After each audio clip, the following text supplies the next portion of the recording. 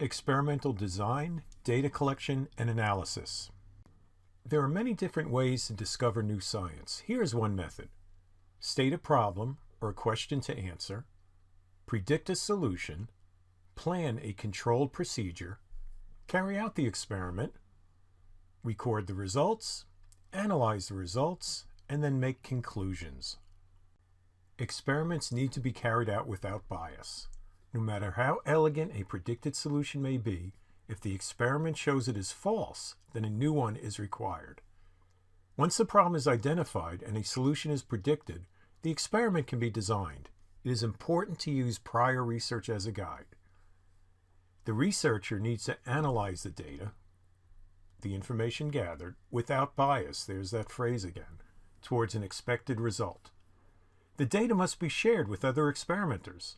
If they cannot reproduce the experiment with the same results, then it cannot be used to support the predicted solution until this is corrected. Each of these steps will now be described and illustrated with a sample experiment involving water and ice. The first step is to make an observation about something that you would like to find out more about. You can then state your interest as a problem.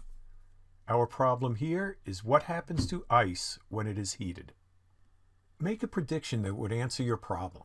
The prediction does not even have to be correct or complete. It serves to help guide your inquiry. So here's our prediction. The ice will melt into water all at once when the correct temperature is reached. However, you should not work to make your prediction come true. Experiments are also good when you prove a prediction wrong. Enables you or other researchers to conduct other experiments to find a different explanation for the phenomenon studied. In this case, we're going to find out that the prediction is wrong. Before starting an experiment, a controlled procedure must be planned. A controlled procedure tests how changing the value of one physical quantity affects the value of another quantity or quantities.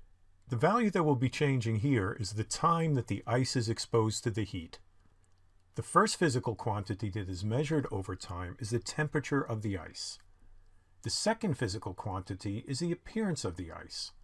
Since both quantities will change, the word quantity is also called a variable. The variable the experimenter changes is called the independent variable, and the variable which changes as a result of that is called the dependent variable. The procedure should include the problem statement, a list of materials, safety precautions, identify the order of steps to answer the problem, and list the data that should be collected. So here's our list of materials. We have a beaker, we have a thermometer, and then we have a hot plate or access to a sunny window. Safety precautions. If using a hot plate, obtain the teacher's permission before plugging it in. Do not touch the surface of the hot plate. And beakers can break. If it does, report it to the teacher and don't try to pick up the pieces. Identify the steps. Put a thermometer in a beaker of the coldest ice you can find. Then put the beaker on a hot plate so that the same amount of heat is added every minute.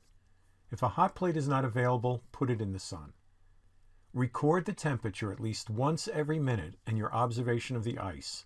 If not using a hot plate, well then record the temperature every 5 minutes. List the data that should be collected. The temperature and observation at each time interval.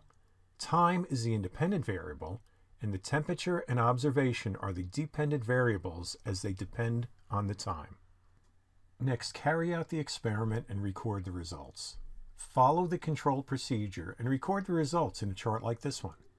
We have the time, 0 minutes, 1 minute, 2 minutes, and so on, the temperature in Celsius, and what we observe. Is the ice melting? Is it changing color? Is it getting larger? Things like that. Then analyze the results. And here are the results. Over time, the ice started melting when it was on the hot plate or exposed to the sun, turning into water. The temperature of the ice mixed with the water started at 0 degrees Celsius. As long as the ice was still present, the ice mixed with the water stayed at 0 degrees Celsius. When all the ice was melted, the temperature of the water increased. The obvious conclusion is that ice melts into water as heat is added to it. But something unusual happened when both ice and water were present. The temperature of the ice and water stayed at 0 degrees Celsius, and the temperature only started increasing when all the ice was gone. The conclusion is that something is special about the mix of ice and water, and that needs to be further investigated.